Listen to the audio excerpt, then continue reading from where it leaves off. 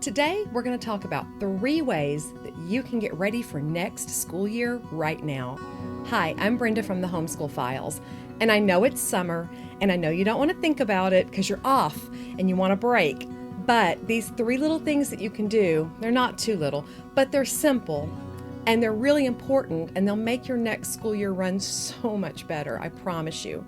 So whether you're just going to be starting homeschooling or you've been homeschooling for years, most of these apply to everybody, okay? Some of them may just be reminders for you.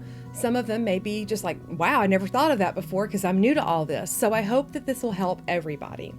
The first thing, and this is kind of a big one, but it's important, is obedience. Now hear me out. I don't mean that your kids need to obey first time like soldiers and, as soon as I say it, you jump, That's not what I'm talking about. But you do need to have a working relationship with your kids. If you tell them to go do something, they need to go and do it. Obedience is going to be very important. If you have not homeschooled before, let's just think through this scenario. Let's say you say, okay, I need you to go get your math book, sharpen a pencil, and come meet me at the table. Then you turn to your other child. Okay, how's history going? Remember, you need to read this chapter and do that. Come back to this child. You haven't gotten your math book. Why not? Where's the pencil? This can make your school day last forever. Trust me, I know. So having them listen and obey is very important. And if your kids are not currently doing that, it's time to work on it. Now, this is not something like a complete overhaul of your family. We have had to do this from time to time just through the years. I remember my husband saying sometimes, they are not listening very well to you. And I'm like, you're right, they're not. It slowly crept up on me, and I didn't realize how bad it had gotten until he said something. So we sat them down and said, hey, y'all are not minding mom. When I say to go do something, I need you to go do it, okay? And also you can teach them what is the polite way to not do that. For example, if they're in the middle of a game, or in this summer, or if they're really in the middle of reading a good part of their book, it is okay for them to respectfully say to an adult, may I please do that in just a minute? But they're letting you know, I heard you. I know you want me to do this thing. And I can tell them, yes, that will be fine. Please don't forget. Or, no, this is actually very important and I need you to do it right now. Sorry. So just working out that relationship with your kids is going to make a huge difference. So if you don't have a relationship with your kids right now where you can say, hey guys, I need you to come here and get your shoes on and get in the car, then it's time to work on that because that's going to be really important to your school day. All right, number 2. This one's very practical, and this is kind of a reminder for you guys who have been homeschooling a long time. And this may be something you haven't thought of if you're just about to start, but making room in your house, first of all, for you new homeschoolers, that means you might need to carve out an area where you're going to work. Now, don't get on Pinterest, don't get on Instagram and look at these gorgeous homeschool rooms because they have been staged. They have been staged. You don't know what's going on behind the camera. That's where they stored everything. Trust me, this is not real life. You might not have a whole room that's just gorgeous and dedicated to this homeschooling. I have drooled over them too online. But the truth of the matter is, we started at our dining room table. And after that, we did have a room of our house for a little bit when I had a lot of students. I had 3 students at one time. We didn't fit in there anymore, so then we ended up back at the dining room table. We've used the living room. We've gone all over the house. But you will need a place to gather with your kids. And I think it's important to have a table area. There is gathering that happens on the couch when you're doing reading and stuff together. You're reading history together, discussing stuff. Couch and chairs and floor are fine. But there are times when you need them to have paper, pencil, books out. And so having a place where they can work together is important. You're going to need a place to store homeschool materials, books and manipulatives and things like that. Now, we had a china cabinet in our dining room. We only have one dining room. We had a china cabinet that we took all our china out. It's been in storage for years, and our cabinet is full of books. And that has worked very well for us. There was one year when we had crates. I had a milk crate for each kid, and those just stacked up in the corner. You just don't have a lot of space sometimes, but think through where can we work, okay? And if you've been homeschooling for years, then you know it's summer. Here's the drill: time to declutter, time to sell that old curriculum you're done with, time to clean out that homeschool cabinet. What is this? Why do I still have this? I literally found stuff from pre-K and kindergarten last year, and my daughter was in middle school, my youngest. So it's time to clean it out sometimes and realize, hey, I don't need to hang on to this anymore. I can clean this out, and it will make your school year go better. Hey, this is a great time to also clean out those closets and just declutter your house in general, because the less stuff you have to worry about during the year, the less housekeeping you'll be doing, and the more you can focus on homeschooling and on your kids. All right. Still on point number 2, the practical. Another thing to do is to make some freezer meals this summer. You're going to be really happy of yourself that you did this, because there's going to be a day when you're way too rushed, or you get sick, or something else goes wrong, and you're going to be able to pull that freezer meal out and be like, yes, summer me was so smart to make these freezer meals so that we can use them during the year. So just make a few freezer meals, have them ready to go. That would be a great use of your time. Very practical thing. And the last thing on the practical side is a sick day box. Now, I'm mostly talking to new homeschoolers here, but if you're an experienced homeschooler and you've never done this, it might be worth thinking about, especially if you have littles. So, a sick day box, and we're going to talk about this in another video about how to handle sick days, but a sick day box is going to need to have things in it that they've never seen before. New books, new toys, new things that they can do independently. So this is a great time to hit Goodwill, to hit garage sales, to just shop around all these people that are selling stuff, and then never let your kids see that item. Put it in a tub, hidden away, because the beauty of a sick day box is that these things are new and they'll hold their attention. So never let them touch them until they're needed. So this might be a good time to collect some of those things. And I'll talk about that in another video. All right, the third thing you can do now to help your school year run better this next year is, I guess, called working relationships. Okay, so this is a lot, because a family is a lot. So the first thing you need to do is, if you are married, you need to go over goals with your spouse. My husband, even though he is usually at work during the school day and not with us, has always had very good insights into what I needed to work on with the kids. He sees us in the evenings, he sees us on the weekends, and he is stepped back just enough that he can look and say, she needs to work on this, or this is an important goal to have for her, or I want her to really learn this year. And we just would talk through it together.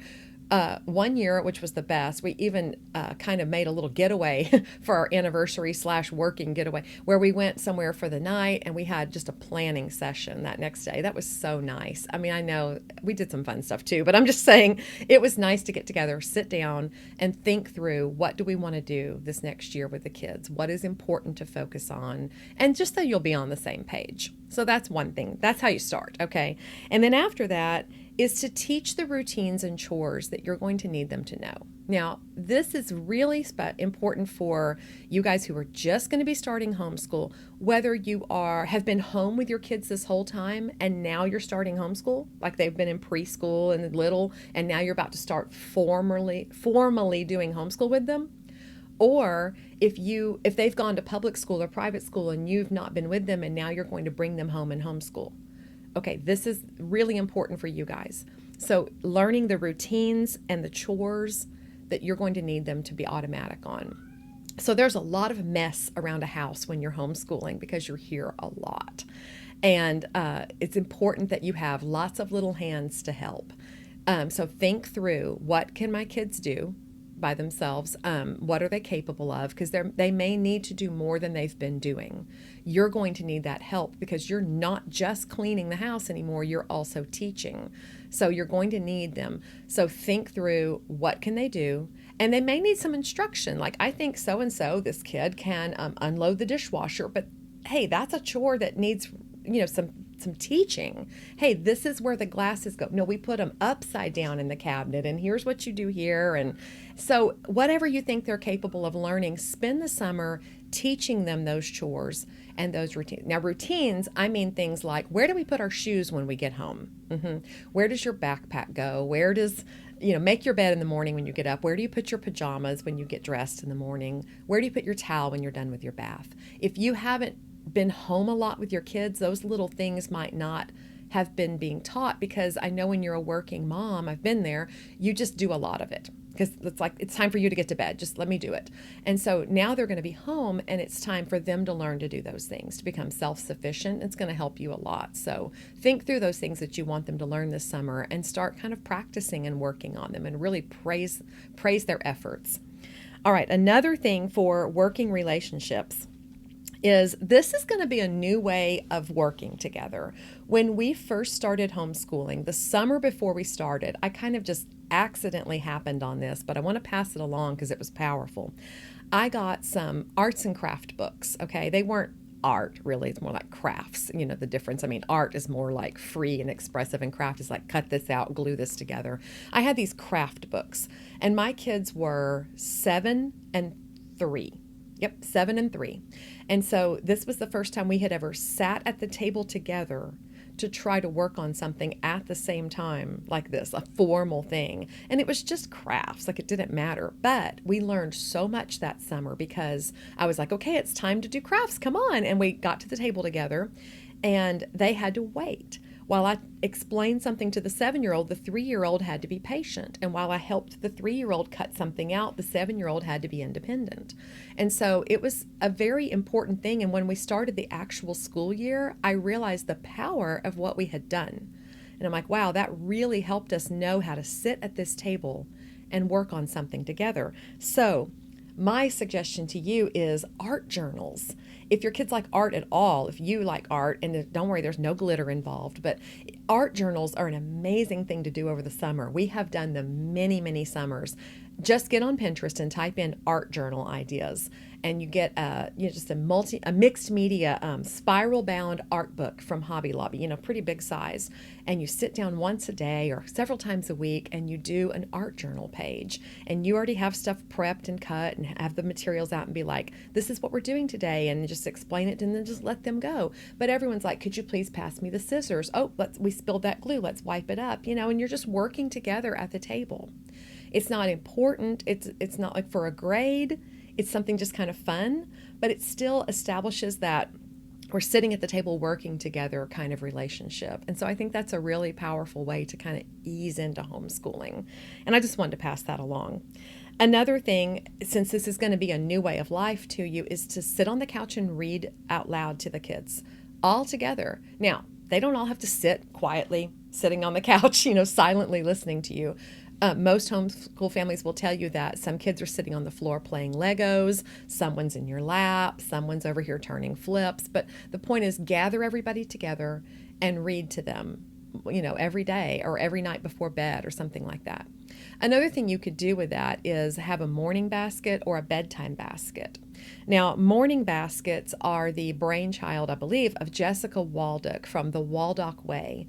Her website is full of amazing stuff. She has a Facebook group, and I have gotten some great ideas on morning baskets, but you can make them bedtime baskets. It doesn't have to be morning. It's just a basket that's full of materials that gather everyone together in your homeschool, and you can do it all together. And I have done it from high school down to elementary. And we have found things to put in that basket that gathered us all together and kicked off our day. And you can absolutely do summer baskets. They're usually based around a theme. So if you have kids that are crazy for Star Wars, you can totally do a Star Wars themed basket. And it's just a way to get together and work. So look into that, because that's a great way to kind of ease into homeschooling as well. All right. I think that's everything I wanted to go over. Oh, one more thing on the obedience, which I know is the first thing I said. If you have younger kids, there's a really fun way to do it, and it's called the 3-step game. That's what I call it. You can call it whatever you want. But I literally did play this with my kids when they were younger. And this is when we first started homeschooling, and I would give them 3 directions. Now, back then, Dora the Explorer was pretty big, and if you know Dora, she always has 3 things. They're going to go here, there, and then here. So they kind of got that deal from her. But I would give 3 instructions, completely random, weird instructions, and then have the kids follow them without me repeating it. And they thought this was great fun, lots of giggles. Here's an example. Go pick up your shoe and take it to the bathroom. Hug your sister and then pat me on the head. And they would just giggle and laugh, but they had to remember the 3 things I had said to do. And it was excellent training for obedience. They thought we were playing a game, but later I could very much give them 3 things in a row and they could remember them. And if they didn't, I'd say, hey, when we play the game, you remember them. Try to do like when we play the game. Remember these 3 things I'm telling you. Get your math book, sharpen your pencil, come to the dining room. So it's just a little fun way to do that. If you have older kids who would not enjoy that game, then it's just time for some conversations. Hey, I need you to really be able to listen and remember what I tell you. It's really important. So those are just some tips, some tricks, some ideas, some things that have worked for me of how you can get yourself and your family ready to homeschool next year. I'm going to have a lot more videos and I hope you'll join me. Thank you.